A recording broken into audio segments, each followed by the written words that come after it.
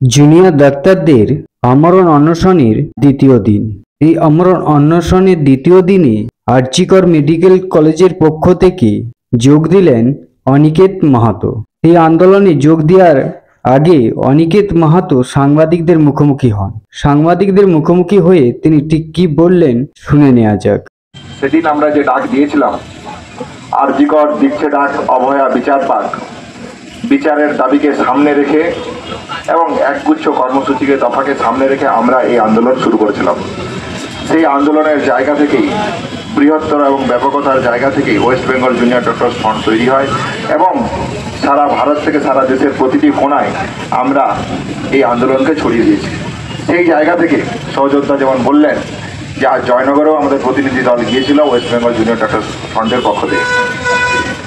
আমরা যেটা বলেছি, যা বলতে চাইছি সেটা এটাই, অভয়ার ন্যায় বিচারের দাবিতে জুনিয়র ডাক্তাররা যেরকম আন্দোলন করছে, ঠিক সেইভাবেই দ্বিতীয় অভয়া যাতে না হয় তার আটকানোর জন্য আমরা যেমন যে 10 দফা কর্মসূচি, 10 দফা দাবি ওয়েস্ট বেঙ্গল জুনিয়র ডাক্তার ফ্রন্টের পক্ষ থেকে আমরা রেখেছি।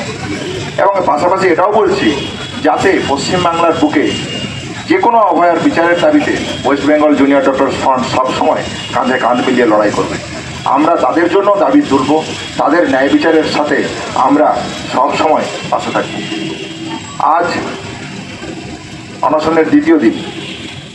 আপনারা জানেন, সংবাদ মাধ্যমের প্রতিনিধি থেকে সাধারণ মানুষরা জানেন, আমাদের এই আন্দোলন থেকে উঠে আসা একটা অন্যতম দাবি ছিল কলেজে কলেজে ভয়ের পরিবেশ এবং থ্রেট কালচার। এই আন্দোলন থেকেই মনে হয় এই শব্দবন্ধ তৈরি হয়েছিল।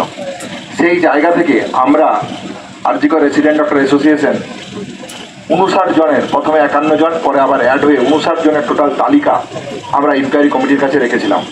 সেই তালিকার শাস্তির জন্য কালকে কলেজ কাউন্সিল মিটিং ডাকা হয় এবং সেই মিটিংয়ে বিস্তারিত আলোচনা হয়। আপনারা সেই মিটিংয়ের বিস্তারিত মিনিটস এবং যা শাস্তি তা আপনারা জানেন। আপনারা জানেন যে শুরুর যে 10 জন আছে সেই 10 জনকে কলেজের পক্ষ থেকে এক্সপেল করা হয় এবং যে 10 জনের তালিকা, সেই তালিকা যদি আপনারা দেখেন, সেই তালিকায় একজনকে অবিলম্বে সিবিআই গ্রেপ্তার করেছে। আপনারা যদি সেই তালিকাকে আরও খুঁটিয়ে দেখেন, তারা সিবিআই তদন্তের এই 9 তারিখের ঘটনাকে কেন্দ্র করে সিবিআইয়ের তদন্তের বিচারাধীন বিভিন্ন সময় সিবিআই বিভিন্ন সময় তাদেরকে বিভিন্ন রকম বিচারের প্রশ্নে রেখেছে। তাহলে এই যে 9 জন 10 জনের যে তালিকা উঠে এসছে, সেই তালিকা 9 তারিখের ঘটনার সাথে প্রত্যক্ষ এবং পরোক্ষভাবে জড়িত বলে আমরা মনে করি।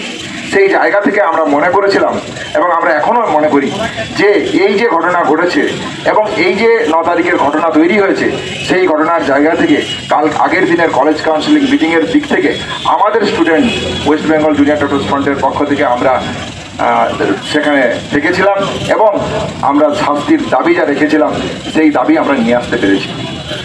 আজ দ্বিতীয় দিন এসে আরজিকর মেডিকেল কলেজের পক্ষ থেকে আমি ডাক্তার Aniket Mahato West Bengal junior ডক্টরসের যে 10 দফা দাবি আছে সেই দাবিকে সামনে রেখে আজ থেকে আমরণ অনশনের কর্মসূচি আমি পালন করব। Bureau report, ND Bangla news. সবার আগে সব খবর, সঠিক খবর পেতে ফেসবুক পেজটি ফলো করে ইউটিউব চ্যানেলটি সাবস্ক্রাইব করে রাখুন আর শেয়ার করতে ভুলবেন না।